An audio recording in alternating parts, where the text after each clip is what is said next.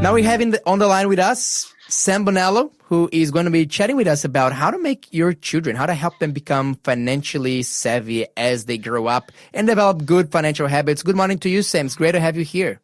Morning, guys. Morning, audience. Sam, tell us a little bit. I remember at one point my wife came back home with a little pot of honey, which was a very delicious honey. And I was told that this honey was from a business run by your two daughters. And it's like, oh, that is really good. So I have already contributed a little bit to towards their financial future. Hopefully, tell us a little bit about what's that initiative like, and what were your children doing with this honey business? Yeah, no. So today I thought what we'd talk about is, like, say, sort of money and financial literacy for kids. And what I'm going to do is I've divided it into a couple different sections. So I'll just run you through them and then I'll talk about the honey. Okay. The first one is earning and then returning. Then we've got saving, spending and investing. And I think if those are some areas that we look at, and part of the whole process that we're trying to do with the honey business with our kids is just the education process for kids. There's a lot of parents that are getting increasingly concerned about the financial future and the financial landscape for their kids. And not everyone's in a position to just, pay for house deposits or buy homes for kids. And so the biggest asset or the biggest gift that you can give to your kids in the financial space, even if you do have the ability to just buy them a house, say, in an extreme example, I think a bigger gift is financial literacy and financial education and discipline. And so the first of those areas is earning. And I was interested to get into bees myself, just as a bit of an outlet. I wanted something that would help me get outside with the kids in nature. And so I thought, once we've got the product, there's more honey than we can eat. And so we go down the street, we set up a little booth. The girls talk to adults, they exchange money, they learn how to count change, etc., and just become comfortable with the concept of money and talking to people about it. And then they've got some money in their hands that they've earned or helped earn. And then we go through the other areas of returning, saving, spending, and investing. Okay, so that's really cool. Let me just explore to you really quickly that first element, earning. What are some things that you have seen, kid-friendly activities where, young children or perhaps, maybe a bit older children were involved in earning money? Because, for example, you wouldn't send up your child to work in the mines or something like that to make money. Not these days. Oh, Lawson is saying here that he probably did that when he was young. No. Well, with what they get paid in the mines, I'd be happy to send my kids. That's right. Employment laws in Australia don't allow that. Here's what I would say. Have you seen some cool little projects, or what are the kind of typical things that kids can do to earn some cash? Yeah, I'm going to recommend the book here at this point because it starts out with a bunch of great stories. It's The Barefoot Investor for Kids. And one of the examples in the front, and this is for a little bit older kid, but he wasn't that old. He, I think, was dyslexic and had trouble with reading. He made a ruler, special ruler for reading that helped him to focus on the line that he was trying to read. And something like that, if kids have got ideas, the parents helped him take that to production, and he's got like a product selling online.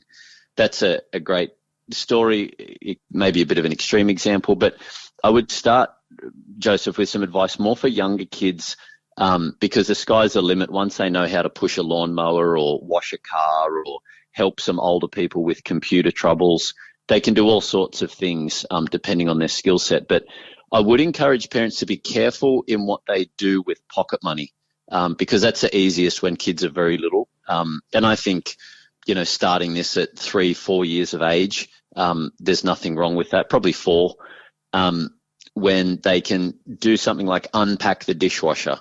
But I'd caution parents to don't give kids pocket money to do the basic things that they need to do just to be a human, like making their bed, getting dressed, brushing their teeth.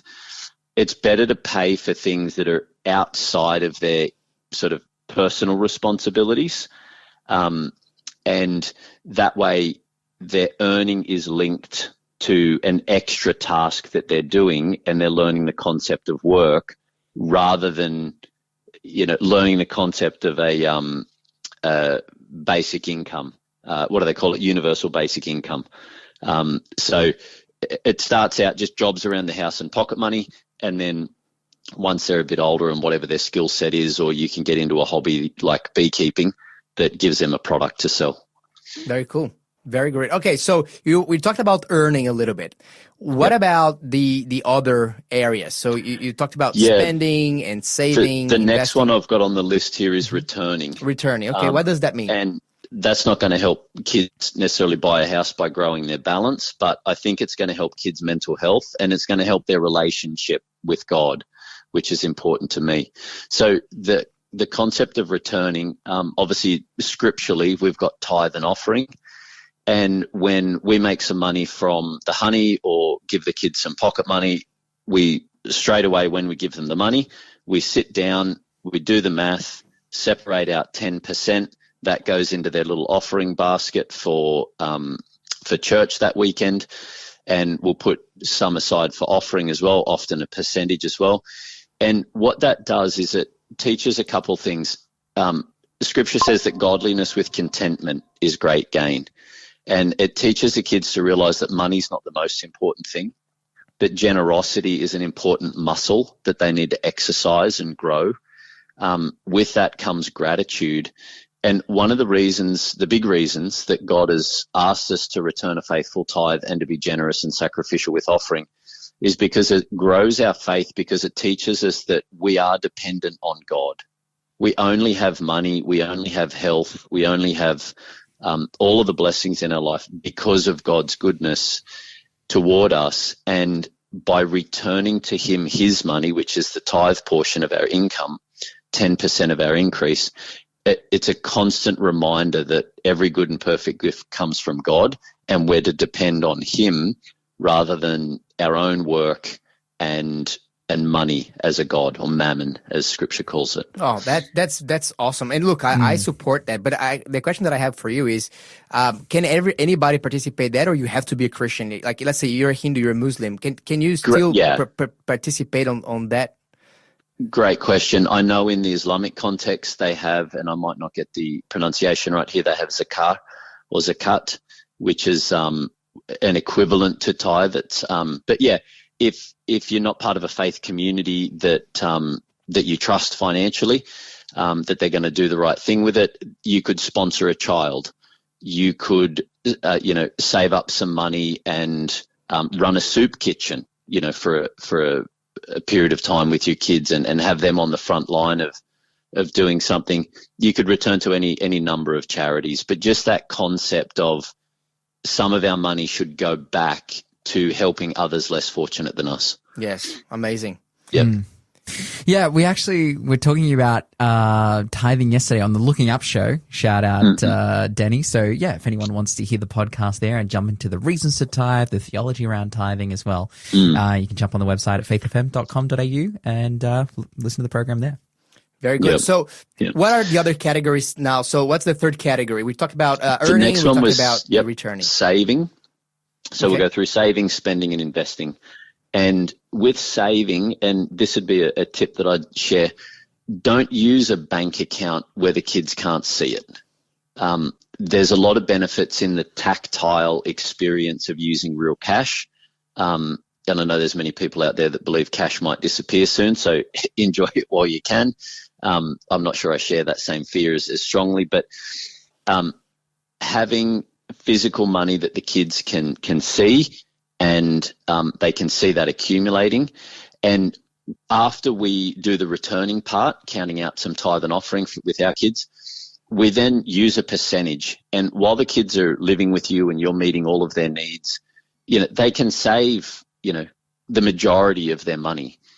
And as they get older and as their interests and their desires become a bit more expensive, let's say they want to buy a bicycle for themselves, or they want to do an experience with their kids, like go to GameStop or go to one of these arcades, or if as their hobbies and interests become more expensive, the savings can reduce. But certainly when they're young, it's good to have that at 70, 80% of what they're making goes into savings so that they have that powerful experience of watching it grow.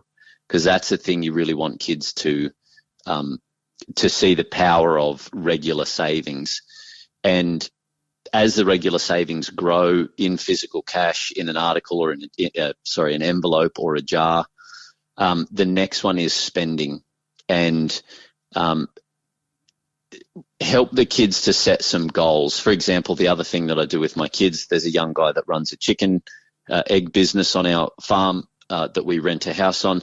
There's 550 chickens in the paddock and someone needs to pick up the eggs. So the girls are picking up the eggs. Our youngest, Milan, is not very motivated to come and help. And so whenever she says, Dad, can I do this? Or Dad, I want this, I say, yep, you can save towards that, but we do it through the chicken money. And then she comes out and helps us pick up the 500 odd eggs a day. Wow. So that's Milan at 5 years of age. So setting some spending goals for them rather than just buying everything that they ask for. Even if you would naturally buy it anyway, don't rob the kids of the opportunity of having the satisfaction of saving towards that goal. So one of the things, she wanted to go to Wet and Wild. So we said an annual pass is $180. That's 9 days doing the chickens for you. And so she did 9 days, I'd love to say without complaining, but I was able to motivate her each day by saying, this is towards your Wet and Wild pass. Which takes me to a question. So what do you reckon, what is appropriate to set up to pay, young children in particular, like maybe as young as 4, 5, 6 or beyond? Is that a rate? Did you pay them like $1 per age, or you just make up a number? I've heard that ratio. And look, this will vary between families, but I think it's very achievable for anyone to say, $1 per week per year of their age. So $5 a week for Milan, who's 5. You got a 7-year-old at $7 a week, and that sort of accounts for the fact that as they get a bit older, their things become a bit more expensive. And this is more of an allowance that they get? That would just be an allowance. Now, the money that I spoke about there with the chickens, that's not set by me. That's set by the young guy that runs the chicken business. So I realize that's a pretty good opportunity for kids, and not everyone has access to. But as an example of using the spending goals to motivate kids to learn the blessings of work. Very good. And look, we have about a minute and a half remaining. Can you walk us through the different categories? You mentioned investing as being one of them, and spending. Yep. So spending was just what we covered there with helping them to set easy goals and use physical cash, because you don't spend as fast when you see your wallet shrinking. Whereas swiping and not seeing numbers disappear is sort of hard to connect with. Investing, if you just search investing for kids, there's a couple great micro investing apps. One of them that I know of that's very low cost, the first $10,000 is free for kids. There's no investment costs, is StockSpot.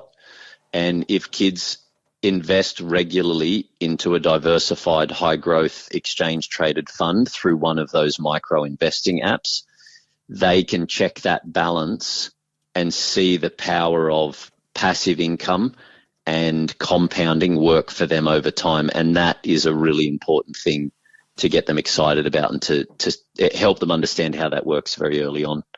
Very good. Because they've got time on their side. You can't wind back time. And how do you call that? How did you call that app again that you recommended?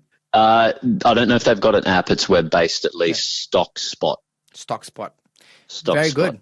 Sam Bonello, thank you so much for some important, precious tips on how to set up some good financial habits among our children. Thank you so much. We're looking forward to have you again next time. You're listening to the Breakfast Show podcast on Faith FM. Positively different.